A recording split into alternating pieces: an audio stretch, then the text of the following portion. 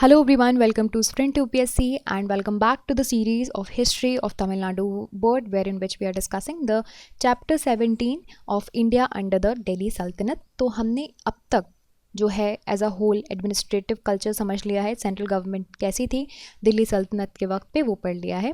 इस सेशन में हम पढ़ेंगे लोकल एडमिनिस्ट्रेशन एंड इकोनॉमी.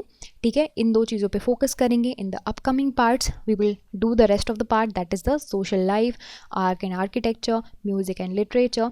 ये सारी चीज़ें इस सेशन में हम लोकल एडमिनिस्ट्रेशन और इकोनॉमी पे फोकस करते हैं. तो देखिए, जैसे मैंने आपको बोला था कि छोटा एम्पायर होगा तो आसानी से एडमिनिस्ट्रेशन उसका हो सकता है. एम्पायर बड़ा होगा तो वहाँ पे आपको उसको फर्दर सब यूनिट्स में डिवाइड करना पड़ेगा. ठीक है, सब यूनिट्स में डिवाइड करोगे तभी अच्छे से आप उसको एडमिनिस्ट्रेशन कर पाओगे. तो यहाँ पर दिल्ली सल्तनत में ये सब यूनिट्स थी प्रोविंसेस, है ना. ये जो प्रोविंसेस थे इनको इक्ता बोलते थे.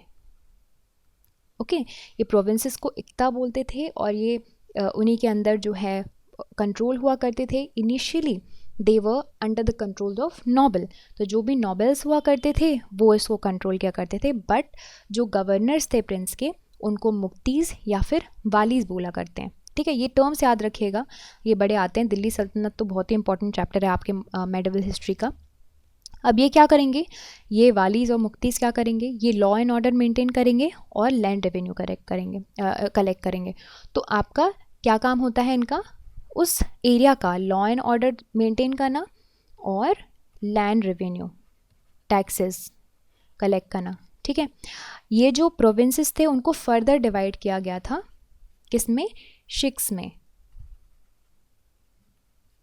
एंड नेक्स्ट डिवीजन था प्रांगना. ओके, सो इस तरह से डिवाइड किया गया था. अब जो शिक था वो शिकदार के कंट्रोल में था. प्रांगना जो क्या होते थे, वो छोटे छोटे विलेजेस होते थे जिसमें आमिल उसको हेड करता था. ठीक है, विलेज एक बेसिक यूनिट था एडमिनिस्ट्रेशन का, यानी कि एक यूनिट मान लीजिए एडमिनिस्ट्रेशन के लिए विलेज को एक यूनिट माना जाता था. एंड विलेज का जो हेडमैन था उसको मुक्कदम और आप बोल सकते हैं चौधरी, है ना, तो उसको विलेज के हेडमैन को बोला जाता था. विलेज में एक अकाउंटेंट होता था जिसको पटवारी बोलते हैं. आज की डेट में भी आपको हमारे भारत देश में पटवारी के पोजीशंस मिल जाएगी, फंक्शन ऑलमोस्ट सिमिलर है. सो अब ये बात होगी किसकी, आपके लोकल एडमिनिस्ट्रेशन की. प्लीज़ याद रखिएगा, एक एक चीज़ें आपको याद रखनी है कि क्या यूनिट है, उसका हेडमैन कौन है. फिर अब बात करते हैं इकोनॉमी की. सो इंडिया में पोजीशन जब आ गई थी, दिल्ली सल्तनत ने अच्छे से अपने आप को बढ़ा दिया था, तो यहाँ पे इन्होंने लैंड रेवेन्यू एडमिनिस्ट्रेशन के लिए बहुत अच्छे अच्छे रिफॉर्म्स लेकर आए. ठीक है, लैंड को 3 कैटेगरी में डिवाइड किया गया था, ये आपको याद रखना है. पहली कैटेगरी इक्ता लैंड, दूसरी खालिसा लैंड, तीसरी इनाम लैंड. अब इक्ता लैंड क्या होता था, लैंड जो ऑफिशियल को असाइन किए जाते थे as iqta instead of payment of the services. जैसे कि कोई ऑफिशियल है, वो उसको कोई लाइक सैलरी तो देनी पड़ेगी एम्प्लॉयज़ को, राइट. तो वही अगर उन्होंने कोई सर्विस प्रोवाइड की है तो उनको इक्ता दिया जाता था. ठीक है, नाउ कमिंग टू खालिसा लैंड. ये जो लैंड था वो डायरेक्ट कंट्रोल किसके अंदर था, किसके अंदर डायरेक्ट कंट्रोल में आता था, सुल्तान के. रेवेन्यू जो भी कलेक्ट किया जाता था that were spent for the maintenance of royal court, royal house hold and मान लीजिए सुल्तान के ऊपर सब कुछ, इसका जो भी लैंड रेवेन्यू कलेक्ट करोगे इसके ऊपर आएगा, इनके पास आएगा. फिर था इनाम लैंड. ये जो लैंड है ये असाइन या फिर ग्रांट किया जाता था रिलीजियस लीडर्स को या फिर रिलीजियस इंस्टीट्यूशंस को इनाम में, है ना, एज अ गिफ्ट. तो इस तरह से 3 कैटेगरी में लैंड डिवाइडेड था. Now the peasantry paid 1/3 of their produce. अब तक हमने एंशियंट इंडिया में देखा कि यहाँ पे मेजरली हमें एक फीचर मिला था एंशियंट इंडिया में कि 1/6 लैंड प्रोड्यूस दिया जाता था. यहाँ पे वो रिड्यूस होके 1/3 हो चुका है. यहाँ पे लैंड रेवेन्यू का वैल्यू है 1/3 of the land produce, total land produce. और समटाइम्स हाफ भी हुआ करता था, यानी कि 1/2. नाउ ये जो टैक्सेस थे, है ना, इसके अलावा भी दूसरे टैक्सेस थे. And always they led a hand to mouth living. फिर उसके बाद यहाँ पे फ्रीक्वेंट फेमाइंस भी आते थे जिसकी वजह से थोड़ी लाइफ जो है थी कॉमन लोगों की वो मिजरेबल थी. हाउएवर सुल्तान्स लाइक मोहम्मद बिन तुगलक, फ़िरोज़ शाह तुगलक, उन्होंने बहुत से एफ़र्ट्स दिए थे कि एग्रीकल्चरल प्रोडक्शन बढ़े और जो इरिगेशनल फैसिलिटीज़ बढ़े, है ना. ऑल्सो प्रोवाइडिंग तकावी लोन के बारे में भी हम पढ़ चुके हैं कि किस तरह से कि ये तकावी लोन दिया जाता था फार्मर्स को, जो सो दैट वो अपने प्रोड्यूसेस जो हैं वो अच्छे से कर पाएँ, है ना. तो although proper steps were also taken. Also we have seen that कि एक और स्टेप ली गई थी कि जब फेमाइंस के टाइम पर जो मार्केट में आपकी वैल्यूज़ होती हैं प्रोड्यूस की प्रोडक्ट्स की वो सिमिलर रहे, वो फ्लैक्चुएट ना हो, तो वैसे स्टेप्स भी लिए गए थे. ऑल्सो इन्होंने फार्मर्स को इंकरेज किया कि वो सुपीरियर क्रॉप्स जो हैं वो कल्टीवेट करें, जैसे कि वीट. जैसे कि पहले बार्ले करते थे तो वो चाहते थे कि सुपीरियर क्रॉप जैसे कि वीट वगैरह जो है वो करें. फिर फ़िरोज़ ने हॉर्टिकल्चर भी बहुत ही अच्छे से एनकरेज किया था.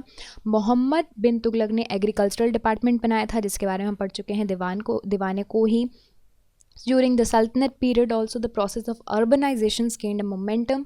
Urbanization पीक पे था, बहुत से सिटीज़ टाउन्स बनाए गए थे जैसे कि लाहौर, मुल्तान, बरूच, हिलवारा, लखनौती, दौलताबाद, दिल्ली, जौनपुर, है ना. तो ये इम्पॉर्टेंट सिटीज़ हैं जिनमें अर्बनाइजेशन किया गया. दिल्ली सबसे बड़ी सिटी थी आपके ईस्ट में. ट्रेड एंड कॉमर्स भी आपको मिल जाएगा, काफ़ी अच्छे से फ्लरिश हुआ. जो उस वक्त के राइटर्स थे उन्होंने लिखा हुआ है इसके बारे में. इंडिया ने एक्सपोर्ट करती थी बहुत सी चीज़ें, बहुत सी कमोडिटीज़. किसको एक्सपोर्ट करती थी? पर्शियन गल्फ वाली कंट्री को, यानी कि वेस्ट एशिया में, साउथ ईस्ट एशियन नेशन को भी हम बहुत सी चीज़ें एक्सपोर्ट करते थे. ओवरसीज़ कंट्रोल मुल्तानीज़ एंड अफ़गान मुस्लिम के हाथों में था. इनलैंड ट्रेड बहुत ही अच्छे से डोमिनेटेड था कहाँ पे? आपके गुजरात मारवाड़ी मर्चेंट्स के द्वारा, और मुस्लिम बोहरा मर्चेंट यहाँ पे क्या कर रहे थे? डोमिनेट कर रहे थे आपका इनलैंड ट्रेड. फिर रोड्स को काफ़ी अच्छे से कंस्ट्रक्ट करवाया गया एंड ट्रांसपोर्ट कम्युनिकेशन काफ़ी अच्छे से था यहाँ पे. Particularly royal roads were kept in a good shape. Okay. फिर सराइज, रेस्ट हाउस जो हाईवे पे थे उनको काफ़ी अच्छे से मेंटेन किया गया सो दैट ट्रैवलर्स को कन्वीनियंस हो. ऑल्सो हमने देखे थे कि बहुत से रूरल्स ने लॉज भी इतने स्ट्रिंग पनिशमेंट्स वगैरह बनाई थी जो लूट वगैरह करते थे रोड्स पे, तो उनके लिए भी बहुत ही अच्छी चीज़ें थी. फिर cotton and textile silk industries भी काफ़ी अच्छे से फ्लरिश हुई थी. सेरिकल्चर इंट्रोड्यूस हुआ था लार्ज स्केल में इंडिया में, है ना. And it made India less dependent on the other countries in the import of raw silk. तो जब sericulture, of course sericulture is something that is the produce of silk, तो अब हम खुद से ही सिल्क प्रोड्यूस करने लगे. पेपर इंडस्ट्री भी फ्लरिश हुई, है ना. तो लाइक 14-15 सेंचुरी में एक्सटेंसिव यूज़ भी बढ़ चुका था पेपर का उस वक्त पे. दूसरे क्राफ्ट जैसे कि leather making, metal crafts, car painting और कारपेट वेयरिंग, ये सारे फ्लरिश हुए थे क्योंकि इनकी डिमांड बढ़ रही थी. कारखानास भी बन गए थे, हमने देखा था. तो जो रॉयल कारखानास थे वो बहुत से गुड्स जो थे वो सप्लाई करते थे सुल्तान को और उनके हाउस होल्ड को. बहुत से कॉस्टली आर्टिकल्स भी बनाते थे जैसे कि gold, silver, gold ware, right. अब यहाँ पे एक और देखने की बात है कि नॉबल्स भी काफ़ी लग्जरियस लाइफ में बिजी थे, है ना. वो भी काफ़ी अपनी वेल्थ स्पेंड किया करते थे. अलॉन्ग विद दैट कॉइनेज एक और अच्छा सिस्टम है आपको दिल्ली सल्तनत का मिल जाएगा. इल्तुतमिश ने बहुत से सिल्वर टकास बनाए थे, हमने ये पढ़ चुके हैं इसके बारे में कि किस तरह से पॉलिसी फेल भी हुई, है ना. 1 सिल्वर टक्का और यू कैन से टांका वॉज डिवाइडेड इंटू 48 जितकास, है ना, खिलजी रूल के टाइम पे, एंड 50 जितकास during the Tughlaq rule. Gold coin या फिर दीनार जो आप बोलते हैं वो बहुत ही पॉपुलर था उस वक्त पे during the reign of Muhammad bin Khilji after his south Indian contest. तो साउथ इंडिया से कंटेस्ट किया, गोल्ड लेकर आए, गोल्ड कॉइन पॉपुलर हो गए. दिनार बोला करते थे, आज बहुत से देशों की करेंसी भी बोलते हैं दिनार्स को. सो कॉपर कॉइन्स कम थे और डेटलेस थे, है ना. मोहम्मद बिन Tughlaq had not experienced token currency but also issued several type of gold and silver coins as well, and they were minted at 8 different places. 8 different जगह पे इनको mint किया जाता था. At least 20 varieties of gold coins were issued by him. So this is it about the local administration and economy during the time of Delhi Sultanate. I hope you understood all of these points. In the next session, we are going to discuss about the social life, art and architecture, so music and literature. ये सारी चीज़ें हम next session में पढ़ेंगे. आज के लिए बस इतना ही. If you like this video, you can subscribe to the YouTube channel for more videos and updates, and also you can download the Sprint UPSC app to practice book chapter and topic wise. Remember, candidates, just reading books and watching videos are not going to help you out unless you practice thoroughly. So identify mistakes and work to improve your performance, and Sprint UPSC is the perfect app to do all of this. अगर आपको ये video पसंद आया हो तो हमारे YouTube channel को subscribe कीजिए और वीडियोज़ एंड अपडेट्स के लिए साथ ही साथ डाउनलोड कीजिए स्प्रिंट यूपीएससी ऐप. यहाँ पर आप अपनी book chapter and topic wise practice कर सकते हैं. देखिए, सिर्फ बुक पढ़ने से और वीडियोस देखने से मदद नहीं मिलेगी जब तक आप अच्छे से प्रैक्टिस नहीं करोगे. तो अपनी मिस्टेक्स को जानिए, परफॉर्मेंस को इम्प्रूव कीजिए, और स्प्रिंट यूपीएससी इसके लिए परफेक्ट ऐप है.